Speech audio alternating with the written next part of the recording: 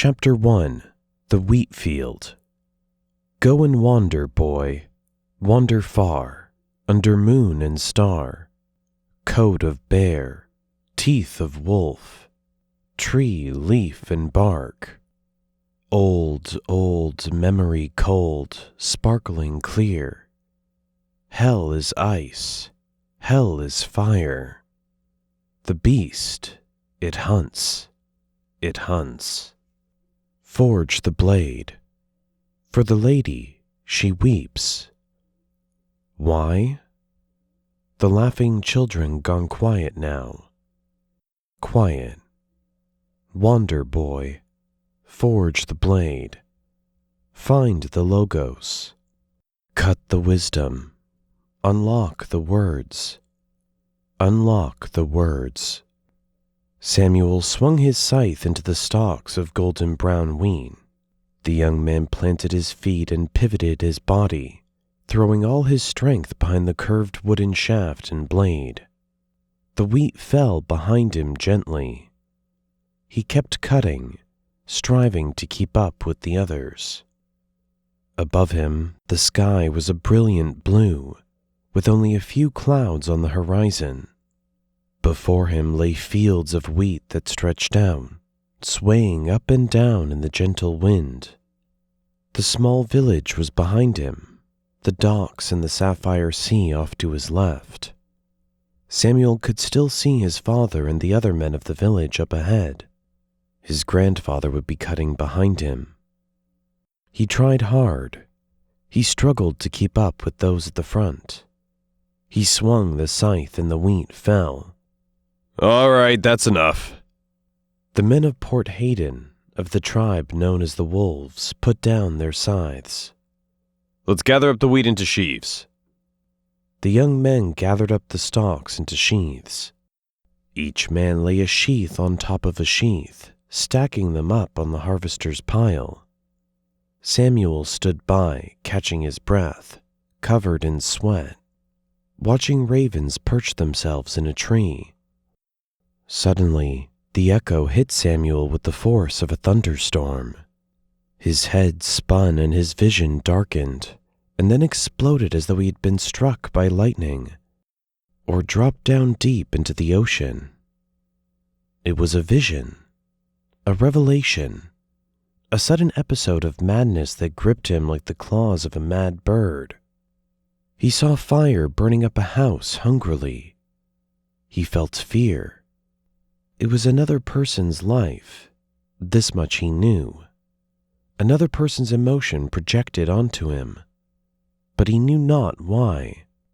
Samuel cried out in the middle of the wheat field, dropping his scythe and scattering the birds and startling the other harvesters. Fire! It's burning! He yelled as he stumbled like a blind man onto his knees. The harvesters ran to catch him and help him. Quick, bring him some water! It's all right now, Samuel, you're safe. Relax. Drink this. The men of the village surrounded the boy, cradling him in concern. He's had another vision. No, just a sickness. The boy's crazy. Samuel drank the water, and soon his normal vision returned, and his sanity was restored to him. Matthias was a young man of the bear tribe, and he lived in a small hut in the northern mountains. The tribe of the bear were hunters who had called the mountain home for generations. Matthias was a burly, bearded, dark-haired boy or young man. His temperament was stoic and placid, and he was a friend of animals. He was favored by his people because he excelled at wood-chopping competitions. However, he was frowned upon because he didn't enjoy hunting. They considered him somewhat strange and soft, and they were right. Matthias swung the axe. It bit deep into the trunk and cleaved the log in two. He swung the axe again and again, until he had stacked up a large pile of firewood. Then he rested a moment in the shady, dappled sunshine. He watched the sun reflect on the mountain stream, and he sighed in contentment. Matthias set about feeding his animals, throwing a slab of meat to his three-legged dog, and scattering seed to his flightless bird. As he looked out his cabin shutter window, he saw a glow of flame. He thought he noticed a wisp of smoke. It seemed to be coming from his neighbor's house. His neighbor's house was surrounded by ash trees. He walked down his front steps like a dreamy, stupefied sleepwalker. It was obvious now. The house was aflame, and dark smoke coiled up into the sky. There was yelling, and then the yelling stopped, which was a bad sign. Matthias took another step forward, then stopped still, hesitating, hypnotized and terrified by the heat and mortal danger of the flames. Time passed and the fire rose up and outwards greedily, claiming the whole structure of the house, emanating a dirty, ember-filled smoky cloud. Matthias knew now that his neighbor was dead, and he had hesitated too long and neglected to act. He stood by, useless and pathetic. Chapter 2. Penance. Matthias found that his guilt spoke to him quietly in the silence. He found truth in the silence. His tribe did not blame or condemn him. They did not burn and brand his skin with a red-hot poker. They did not exile him, declaring his name a name of dishonor. Matthias imagined that every house he saw was burning. Small daily chores reminded him of small memories of his dead fellow. He saw his dead face reflected in the water of the mountain stream. Therefore, Matthias smeared his face in black ashes as a sign of his guilt and penitence. He put his knife into the fireplace and then burned his own skin, and he exiled himself. The young man wandered down out of the mountains. He would not eat or sleep, and he searched for a holy man. The holy man was known as the fisherman, and he was a legend amongst all the tribes. The fisherman had lived many lives, as a cunning thief brigand, a brilliant artist, a deadly hunter, a shrewd king of the tribes. He had loved and lost and fought and killed, almost died and returned to life, mellowed and changed into a saint. Matthias sought out the fisherman, asking whoever he came across for directions, searching among the watery inlets pooling into dark caves. "Are you the hermit they call the fisherman?" The old man stood by a small fire close to the water. The fisherman opened his arms in welcome and beckoned him to step closer. "Yes, that's what they call me these days, and that's what I am. And who are you? I see that you wear the ashes of a penitent on your face." "Yes, there's a reason. My name is Matthias." "And what is your crime, young man?" "Neglect, cowardice, the death of a friend." The blue-eyed, gray-haired fisherman nodded sagely and looked into the young man's soul. "And you're seeking what exactly?" "To ask for his soul to ascend to heaven, forgiveness for my cowardice and my neglect."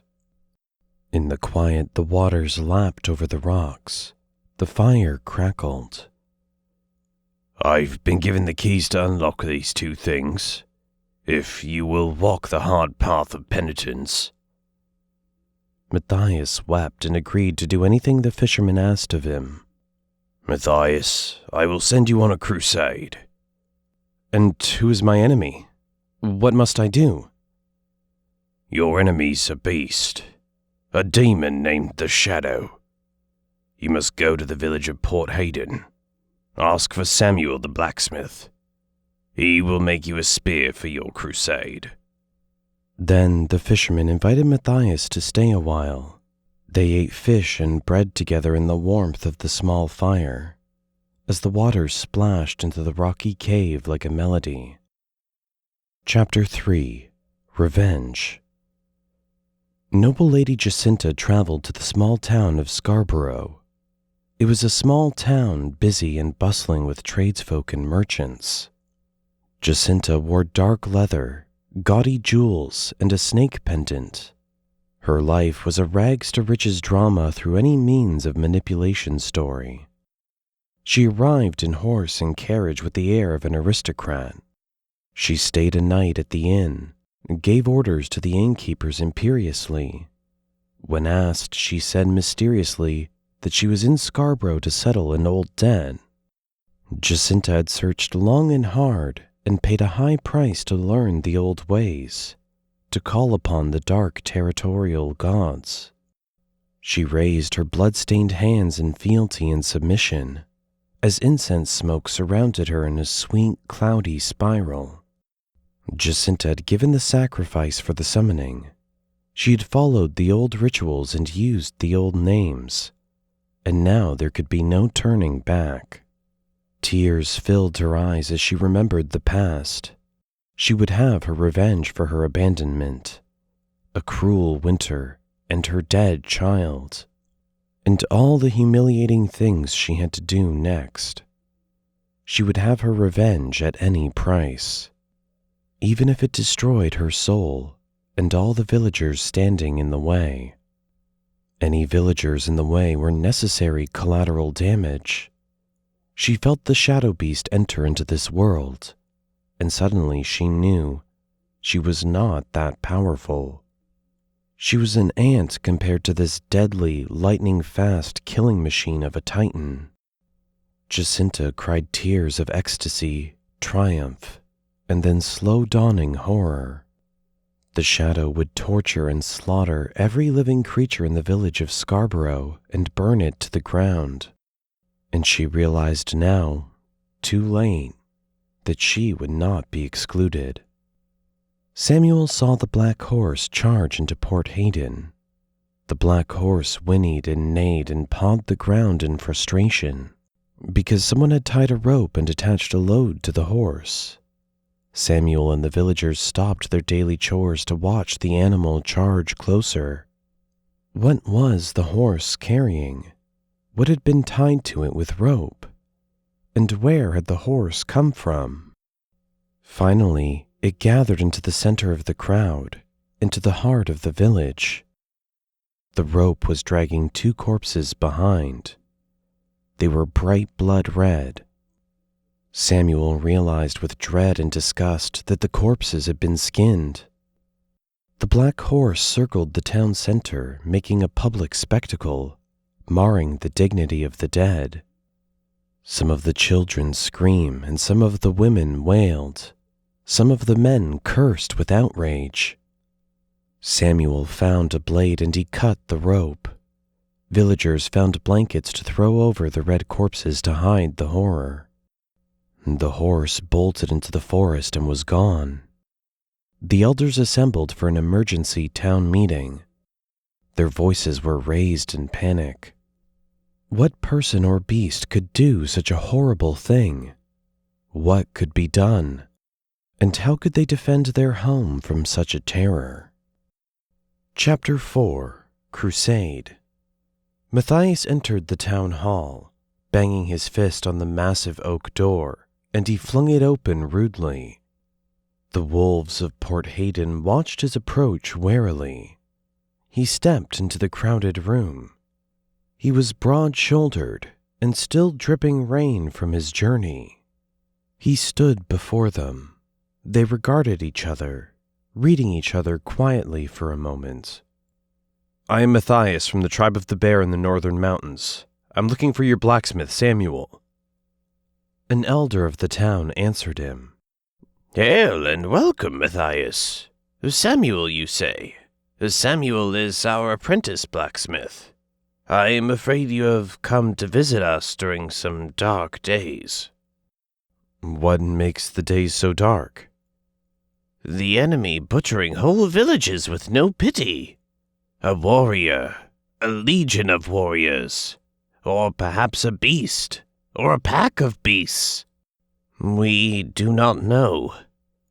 We do know that it has butchered the village of Scarborough, and all the scouts that we have sent after it. The elders wringed their hands anxiously and cast their eyes downward. The crowd huddled and milled about like lost sheep. "I will kill this beast for you." Matthias declared his crusade, which was the price of his penitence. "And Samuel will forge me the spear that will kill it. He is the one." Samuel stepped forward eagerly, and everyone stepped aside. No one argued with them, and no one tried to stop them. The wolves of Port Hayden put Matthias to the test. The wooden practice spear stabbed towards his throat. He raised the shaft of his spear, deflecting it. To his right came a thrusting attack. Matthias sidestepped and then hit back. To his left, a feint.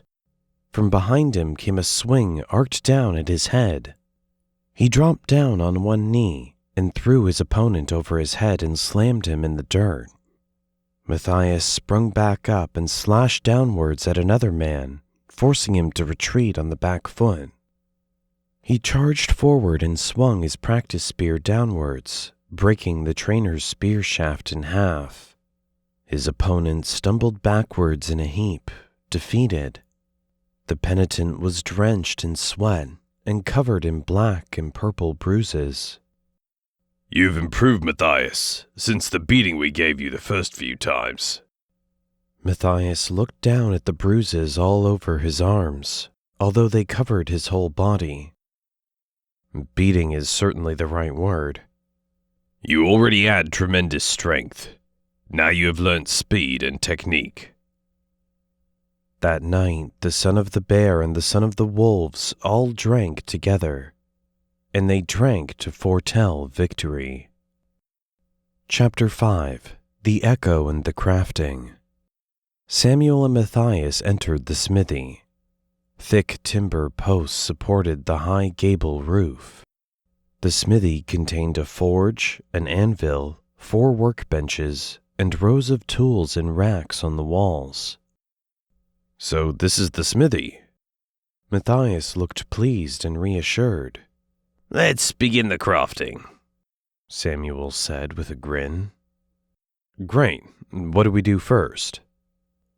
"First, I listen to the echo of the past and the future, and choose a symbol for you. This will dictate the design of the spear." The echo? Matthias was curious. "It sounds strange. I've always had these dreams. Some people make a joke of it and give me a hard time, but that is the best way I can describe it."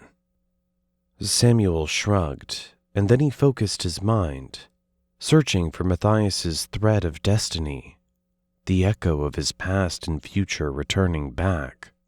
"The past. A river. Contentment. Tall ash trees. Fire and fear." "That is true. That's exactly why I chose the path of the penitent." Samuel was focused and quiet for a few moments. "The echo of the future. A child. A maple leaf. Courage.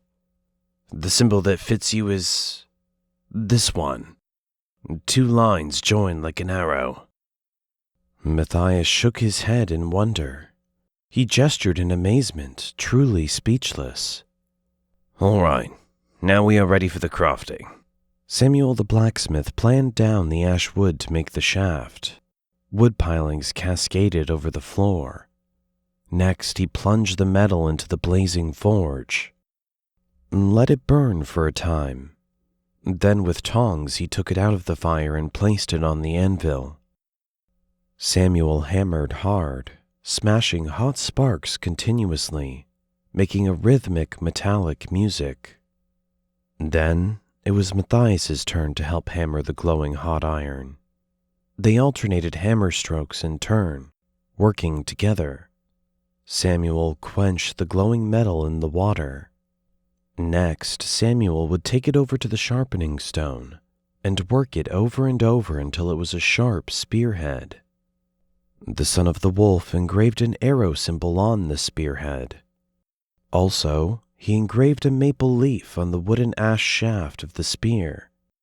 Finally, after hours of hard work and skilled craftsmanship, it was done. The shaft is ash to remind you of your past. The maple leaf to remind you of your future. Samuel held out the talisman, and Matthias took the spear in his hands. It fitted. It felt right. Perfect. The whole village assembled to farewell Matthias on his crusade.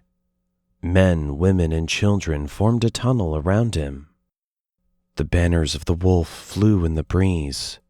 A small girl dancing with ribbons in her hair gave him a maple leaf. The crowd roared and cheered as he passed through the tunnel of villagers. The penitent departed Port Hayden, and he traveled onwards towards the village of Scarborough. Chapter 6. Scarborough Village. The journey to Scarborough was uneventful. Matthias passed the time musing about the mysterious fishermen and about the wonder of Samuel's crafting. He knew Scarborough straight away. It was obvious. The town hall and the church were still burning. Corpses hung on ropes from trees and roof eaves. The dead were butchered and skinned, and the ravens and the flies feasted. The son of the bear was sickened by the blatant cruelty. A thick swamp-colored mist hung over Scarborough. The otherworldly vapor crept around the wooden houses and trees. He recoiled with hate as the foul mist brushed his legs, as if the vapor was a snake. He tightened his grip on the ash spear. He booted open a creaky door and stepped into a shadowy house, ready to deal death to the unholy monstrosity. A window slammed shut, but it was just the wind. Scratching noises under the floor, but it was just the rats. Matthias worked his way through the village houses, his weapon always ready and pointed at the shadows. The penitent climbed the hill toward the town hall. It was a massive gable-roofed structure. Some sections had been burned and demolished. Small fires still burned. His enemy was inside that building. He was sure. Matthias willed himself to move towards something that repulsed him, a swimmer striving against the current of the river. The double doors were heavy, and he barged inside. The shadow stood inside waiting for him. Matthias the Unready, you have finally come. Matthias, your friendship is false, and your religion is false. That spear will not save you. You will die today. I will kill you. Very slowly. Very painfully. The shadow beast gestured its four muscular, clawed arms arrogantly. Its body was dark and leathery, with a metallic outer skeleton. Its face grimaced at him, while its fangs and tongue protruded. You will die today, Shadow, you murderous beast! Matthias pointed the talisman at the shadow. You think you can beat me? Do you even know who I am? It asked as it peered closely at him, waiting for an answer. But the penitent had no ready answer to give. Then it laughed in delight and flew at him like a gothic gargoyle come to life. The first claw hit his spear. The second claw shredded his shoulder. The third hammered his head. The fourth reached for his ribs. It was a near miss. The shadow drove him backwards, swinging his muscular claws over, under, or around Matthias's spear, aiming at his vital organs. He blocked the strikes on his back foot. The gargoyle-like monster lunged and grabbed his weapon then, trying to wrestle it away from him, pulling with otherworldly strength. The penitent held on with all his might. He remembered the importance of the ash wood. He remembered the comfort of the maple leaf. The son of the bear slammed his elbows into the beast, slammed his knees into the beast. He shifted all his weight suddenly and tripped the shadow down onto the floor. Matthias drove the spear into the monster's chest. He hit it hard again and again, but the spearhead could not penetrate somehow. The talisman had failed. The shadow howled with joy. Matthias was bewildered. How had the crafting failed? What would happen to the people of Port Hayden now? The fisherman would have to declare his crusade to be a failure. He could not grant him the two things he had asked of him. The demon sprang up to its feet in a whirlwind of swiping claws, slashing him with bloody slash wounds. Then it grabbed his throat and choked the penitent until his vision blurred. The shadow hammered at him until he fell to his knees, bruised and bloody and gasping for breath. Matthias had failed and was close to death as the enemy toyed with him cruelly. Luckily, the arrogance and sadism of the shadow gave him a moment of opportunity to break free, to disentangle himself and run for his life. He bolted from Scarborough. The beast howled and cackled, and the yellow-green mist expanded to choke the village, claiming full possession. Chapter 7. Darkness. He ran and ran from the nightmare, plunging through branches and sliding down earthy trails, tumbling, falling, tripping, and bouncing back up in his fearful flight, colliding with trees and rocks, but barely noticing in his despair. The penitent ran to the fisherman's cave, and he collapsed there with his lungs bursting, his knees and elbows bloody and bruised, his dirty, ash-smeared face buried in his hands. Matthias, what happened? The fisherman's hand gripped his shoulder. I failed. The spear failed. The shadow won. The holy hermit nodded sagely. Matthias looked up at him, full of questions. Why didn't the talisman kill the beast? And what will happen to the people of Port Hayden now? What will happen to the departed soul of my neighbor? How will I ever meet and face my ancestors again? If the shadow lives, the people of Port Hayden will surely die. The fisherman drew in the wet sand with a stick as he explained. The spear cannot pierce the shadow's armor until you've answered its question. What question? Remember the question it asked you. Who is the shadow? Matthias lost himself in his inner thoughts. Who is the shadow? Matthias stared at the water. Who is the shadow? The light played across the water. His eyes were drawn to the light as it sparkled on the waves. His injured and exhausted body seemed detached strangely. The shadow is a murderer, a destroyer. It called me unready. So it knows me. It knows our weaknesses. It knows our sins, our crimes. How?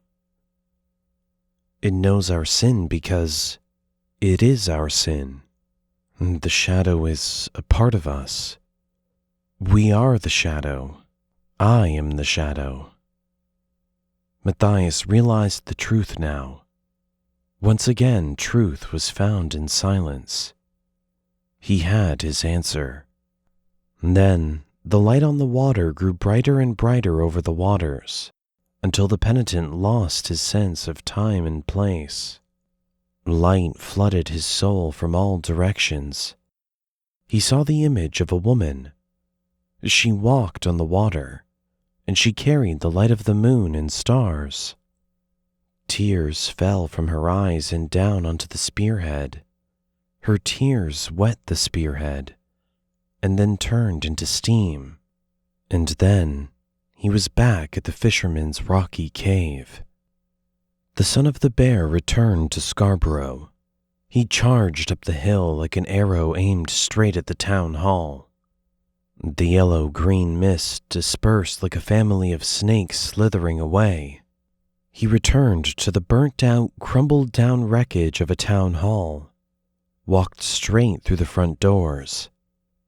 The shadow was crouched over slightly, leaning against a massive timber post. Matthias, you have returned. Do you have an answer yet? Yes. You are the darkest parts of all of us. We are the shadow. I am the shadow. The dark face twisted, and the expression was alien, otherworldly and unreadable to mere mortals like Matthias. Then it turned on its heel and sprinted away, flying away in a blur of speed. Matthias charged after it, and he caught the demon in 5 strides and drove the spear into its back.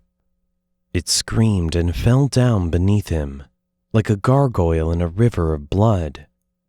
Then it rallied and leapt up at him, its claws sinking into the penitent's chest, to try and rip out his heart.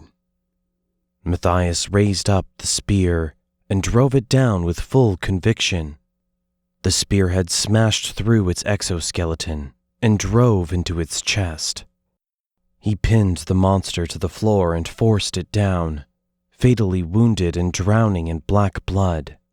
It spasmed and twitched as its power leaked out and dissipated. Finally, the shadow lay dead, and Matthias stepped away. Then he collapsed with exhaustion. Chapter 8. Homecoming. The villagers of Port Hayden found Matthias in the broken-down, burnt-out town hall at the top of the hill. They found him wounded and unconscious, sleeping on a slab stone floor, still holding the talisman in his sleep.